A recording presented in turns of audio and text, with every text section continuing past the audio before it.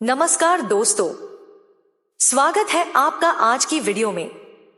दोस्तों, धार्मिक मान्यता अनुसार नरक वह स्थान है जहां पापियों की आत्मा दंड भोगने के लिए भेजी जाती है।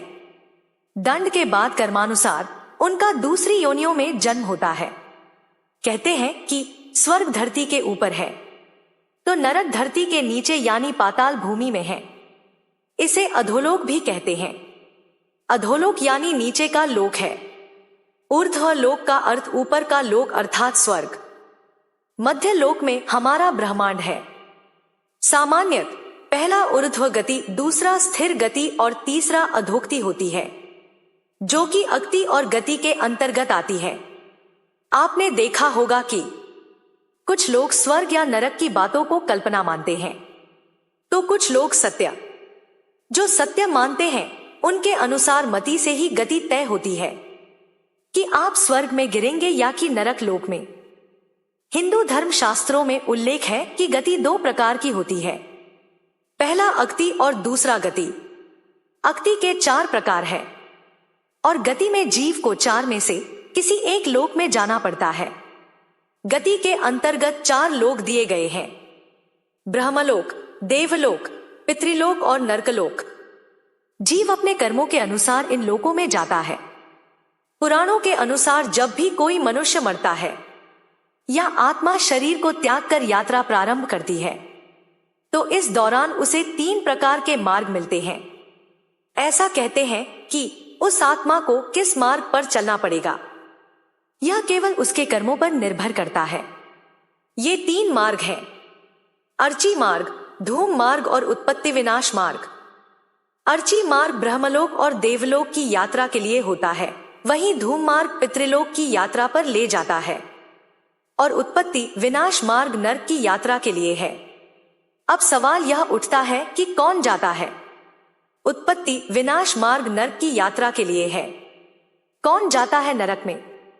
ज्ञानी से ज्ञानी, आस्तिक से आस्तिक, नास्तिक से नास्तिक और बुद्धिमान से बुद्धिमान व्यक्ति को भी नरक का सामना करना पड़ सकता है, क्योंकि ज्ञान विचार आदि से तय नहीं होता है कि आप अच्छे हैं या बुरे।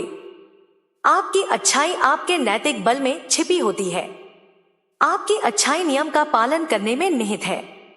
अच्छे लोगों में ही ज्ञान का स्तर बढ़ता है और वे देवताओं की नजर में श्रेष्ठ बन जाते हैं। लाखों लोगों के सामने अच्छे होने से भी अच्छा है आप स्वयं के सामने अच्छा बनना। मूलत जैसी गति वैसी मति। अच्छा कार्य करने और अच्छा भाव एवं विचार करने से अच्छी गति मिलती है। निरंतर बुरी भावना में रहने वाला व्यक्ति कैसे स्वर्ग जा सकता है? धर्म, देवता और पितरों का अपमान करने वाले, तामसिक भोजन करने वाले, पापी, मूर्छित, क्रोधी, कामी और अधोगामी गति के व्यक्ति नरकों में जाते हैं। पापी आत्मा जीते जी तो नरक झेलती ही है, मरने के बाद भी उसके पाप अनुसार उसे अलग अलग नरक में कुछ काल तक रहना पड़ता है। निरंतर क्रोध में रहना, कलह करना, सदा दूसरों को धोखा देने का सोचते रहना, शराब पीना, मांस भक्षण करना, दूसरों की स्वतंत्रता का हनन करना और पाप करने के बारे में सोचते रहने से व्यक्ति का चित्त खराब होकर नीचे के लोक में गति करने लगता है और मरने के बाद वह अपने आप ही नरक में गिर जाता है। वहां उसका सामना यम से होता है। गरुड़ पुराण का नाम किसने नहीं सुना? पुराणों में नरक, नरकासुर और नरक चतुर्दशी, नरक पूर्णिमा का वर्णन मिलता है। नरक स्था अथवा नरक नदी वैतरणी को कहते हैं। नरक चतुर्दशी के दिन तेल से मालिश कर स्नान करना चाहिए। इसी तिथि को यम का तर्पण किया जाता है, जो पिता के रहते हुए भी किया जा सकता है। पाताल के नीचे बहुत अधिक जल है और उसके नीचे नरकों की स्थिति बताई गई है, जिनमें पापी जीव गिराए जाते हैं। यूं तो नरकों की संख्या 55 करोड़ है, किंतु उनमें रौरव से लेकर श्वभोजन तक 21 प्रधान हैं। महाभारत में राजा परीक्षित इस संबंध में शुकदेव जी से प्रश्न पूछते हैं, तो वे कहते हैं कि राजन, ये नरक त्रिलोक के भीतर ही है तथा दक्षिण की ओर पृथ्वी से नीचे जल के ऊपर स्थित है। उस लोक में सूर्य के पुत्र पितृराज भगवान यम है।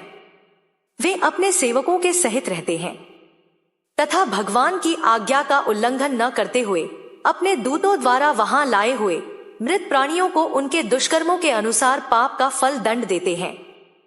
श्रीमद् भागवत और मनुस्मृति के अनुसार कुल मिलाकर कुल 28 तरह के नरक माने गए हैं, जो सभी धरती पर ही बताए जाते हैं। हालांकि कुछ पुराणों में इनकी संख्या 36 तक है। इनके अलावा वायु पुराण और विष्णु पुराण में भी कई नरक कुंडों के नाम लिखे हैं। वसाकुंड, तप्तकुंड, सर्पकुंड और चक्रकुंड आदि। इन नरक कुंडों की संख्या 86 है।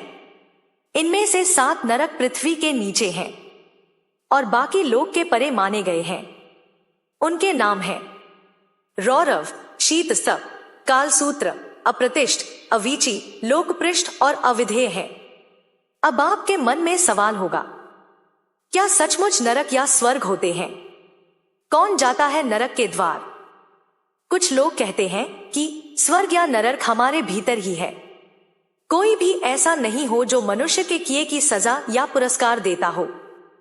मनुष्य अपने कर्मों से ही स्वर्ग या नरक की स्थिति को भोगता है।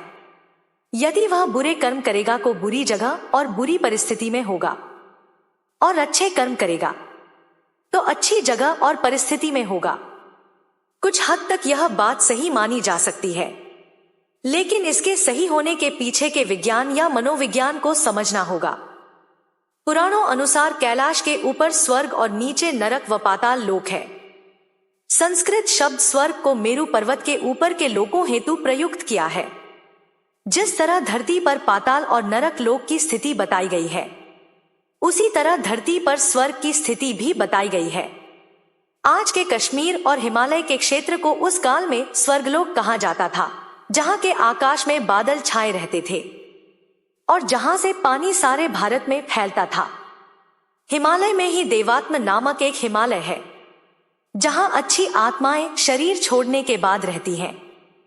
पुराणों अनुसार जीवात्मा 84 लाख योनियों में भटकने के बाद मनुष्य जन्म पाती है, अर्थात नीचे से ऊपर उठने की इस प्रक्रिया को ही ऊर्ध्वगति कहते हैं।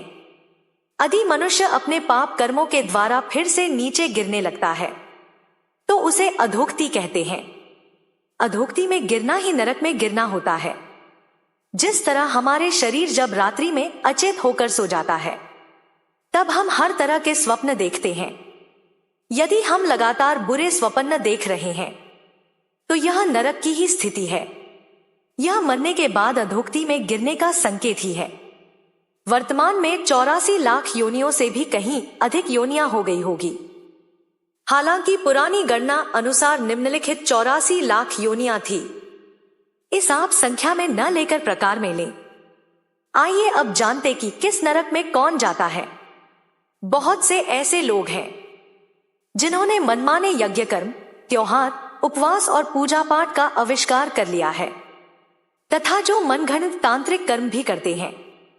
ऐसे दूषित भावना से तथा शास्त्र विधि के विपरीत यज्ञ आदि कर्म करने वाले पुरुष कृमिश नरक में गिराए जाते हैं।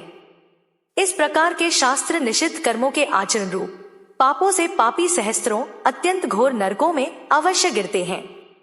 बहुत से मनुष्य भोजन करते व्यक्त किसी का स्मरण नहीं करते और भोजन के नियमों को नहीं मानते। इसका उनके जीवन पर प्रभाव पड़ता है। पुराणों में कहा गया है कि जो देवताओं तथा पितरों का भाग उन्हें अर्पण किए बिना ही अथवा उन्हें अर्पण करने से पहले ही भोजन कर लेता है, वह लालभक्ष नामक नरक में यमदूतों द्वारा गिराया जाता है। पुराणों अनुसार झूठी गवाही देने वाला मनुष्य रौरव नरक में पड़ता है। गौओं और सन्यासियों को कहीं बंद करके रोक रखने वाला पापी रोध नरक में जाता है। मदिरा पीने वाला शूकर नरक में और नर हत्या करने वाला ताल नरक में गिर जाता है। गुरु पत्नी के साथ व्यभिचार करने वाला पुरुष तप्तकुंभ नामक नरक में तड़पाया जाता है। जो अपने भक्त की हत्या करता है उसे तप्तलोह नरक में तपाया जाता है। गुरुजनों का अपमान करने वाला पापी महाज्वाल नरक में डाला जाता है। गरुड़ पुराण अनुसार वेद शास्त्रों का अपमान करने और उन्हें नष्ट करने वाला लवण नामक नरक में गलाया जाता है।